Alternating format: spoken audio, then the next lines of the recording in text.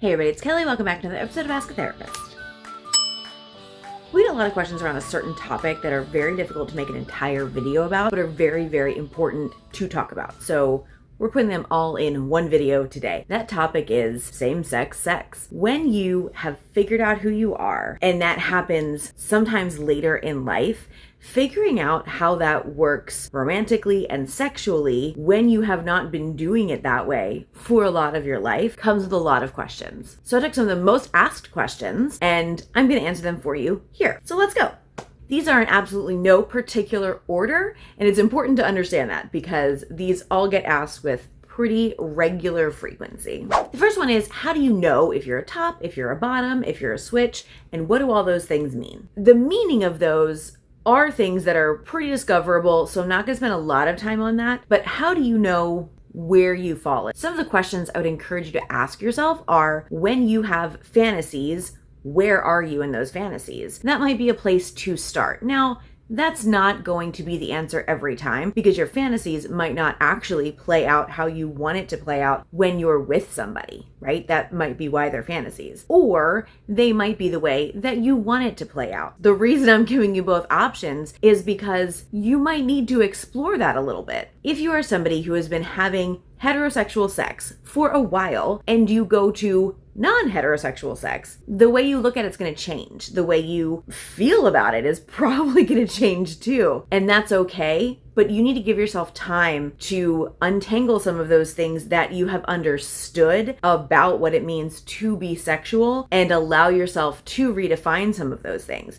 You don't have to be always one category. You don't have to always play one role. And in reality, unless you really love one role and have a partner that really loves another role, there's no reason for you to only play one. If that works for you, that's awesome. And if it doesn't, why would you need to do that then, right? The beauty of bucking social norms is that you don't need to apply social norms to you anymore. But so much of this really does involve conversation with your partner. And I think that is where it can get tricky for people because as a whole in heterosexual land, you are not encouraged to have a lot of conversation about wants and needs and real authentic conversation that is not tied up in ego or in whether or not you're going to insult another person. And that can get really difficult when you try to take those rules and place them on somebody else who never signed up for those rules. So the short answer to that question is you're going to have to try some things out to see what it is you like. And it could be different with different partners too. Also okay. That leads us almost directly into question number 2, which is, how am I going to know what to do? How did you know what to do when you began having sex with other people? You don't always. And that's okay. Again, conversation might need to happen. If you are being intimate with someone who has more experience that area than you do, that can sometimes be intimidating. And I completely get that. And also, that can be an open avenue of conversation, right? If you are being intimate with someone you do not feel like you can have that conversation with, is that a comfortable place for you? Because if you are unsure about what you are doing, or if you are unsure about how it's going to be for you, are you comfortable having sexual intimacy with somebody that you can't have that conversation with? If you are, then go into it and kind of learn on the job. And if you're not, then you need to be entering into these partnerships with people with honesty and with open communication and conversation. If you can't have those conversations with those people, then that might not be the person for you at that moment. Does that make sense? Being sexually intimate with someone is going to mean different things for different people, and there's no wrong meaning here. There really isn't. But a mismatched meaning can lead to difficulty down the road for one or multiple people involved. And a misunderstanding of meaning can also lead to difficulty. It's honestly my stance that that should be a conversation at some point. Like, what does it mean for you, and what does it mean for me, and how does that work, and is this worth, going into? If that's not a conversation you feel the need to have, that's cool. And also, if there's fallout from that because there was an assumption on one person's part that this is totally casual, and there's an assumption on another person's part that it's not totally casual but kind of casual, that mismatch can lead to some complications, and there will be things to deal with because of those complications. That's for the people to deal with because they didn't deal with the other stuff beforehand, right? But the knowing what to do, some of it is like natural. Your body knows what it wants, and following your body's wants is usually a good idea. And also, depending on how you were socialized, not something that you've been extremely encouraged to do. Because for a lot of people, they were raised to feel that sex is performative and need to fulfill one role or another when having sex. And because of that, if you don't unlearn those things, you're going to attempt to, at least in the beginning, try to apply that to having sex in this new understanding of who you are. That's not going to work, not long term. And it does take a little bit of work to unlearn some of those things. That's not to say you can't be intimate with people while you're unlearning it. It just is to say you're going to have some of that work to do while you're building these relationships. That leads us pretty quickly into number 3, which is sex better because you have the same parts? Okay, so that actually is a little bit of a misnomer because you might not have the same parts. Anyway, there's a lot of assumptions wrapped up in there, right? Either way, if you do have the same parts as the person you're having sex with, that doesn't necessarily mean it's any easier because everybody feels differently and is turned on by different things, even if you do have the same part. Conversation during is a good idea. And also, if you're coming from a heteronormative sort of understanding, not always encouraged. But y'all, that's why things like this, things like these questions, having these conversations with somebody that you're going to be intimate with are so important. It helps you to understand better kind of what you're doing and why, and helps them to understand what they're doing and why. How would you answer if I asked you what the purpose of sex is? What's the purpose for you? And what's the purpose for your partner? Why are you doing it? What's the meaning of it? Is it just for fun? Is it a bonding thing? Is it because we're bored and we're here? What's the purpose of it? Once you get out of that idea of within Christianity, it's for procreation or it's, to bond a married couple and blah, blah, blah. Once you get out of that, there's so many options as to what the purpose of this could be. And maybe there is no purpose. That's cool too. Maybe there's hundreds of purposes. I don't know. Being aware there's so many options kind of opens your mind a little bit to the fact that there's so many ways to be intimate with someone. And because of that, the parts involved do not necessarily mean that anything's any more or less familiar. That said, knowledge that there are certain parts and there are certain things that need to happen in order for other things to happen while you're having sex, that's definitely a benefit. Yeah. Do I have to use sex toys?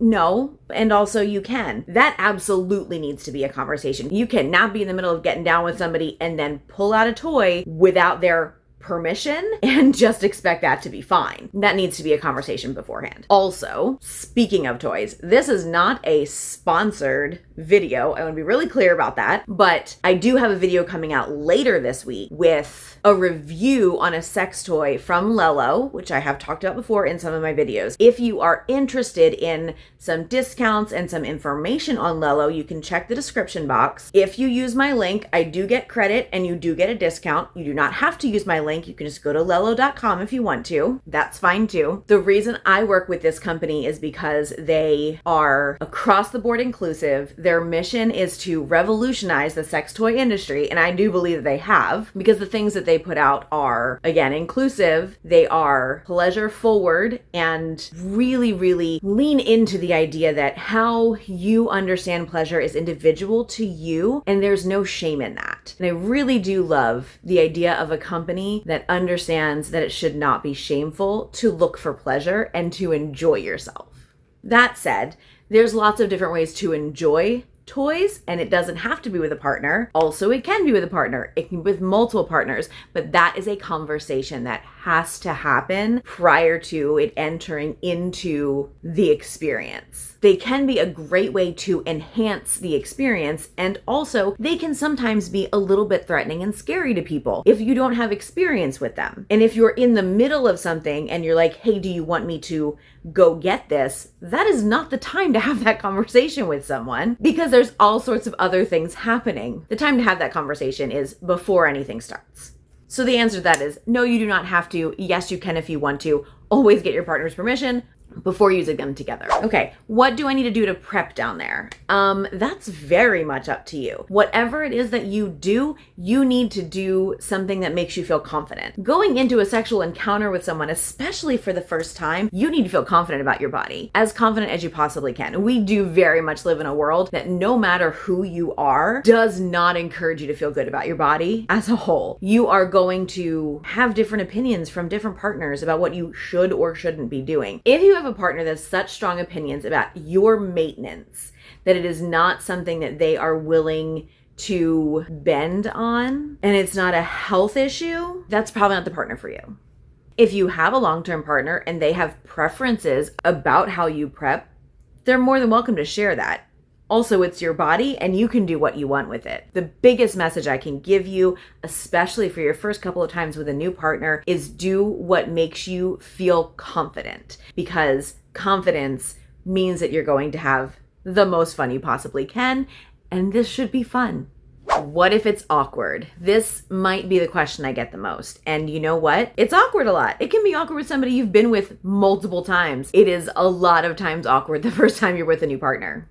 What if? Yeah, you tell me, what if it's awkward? Is it the end of the world? Does that mean you're never with that person again? No, it doesn't mean that. It means you get the first time out of the way. It's a little bit awkward. You laugh about it, you talk about it afterwards, and then you move on. I want everyone who's in any kind of relating state to understand that being able to debrief after sex is a key component to good communication. If you aren't doing that with your partner, I would love to know, why? Are you not comfortable with them? Are you not comfortable with the topic?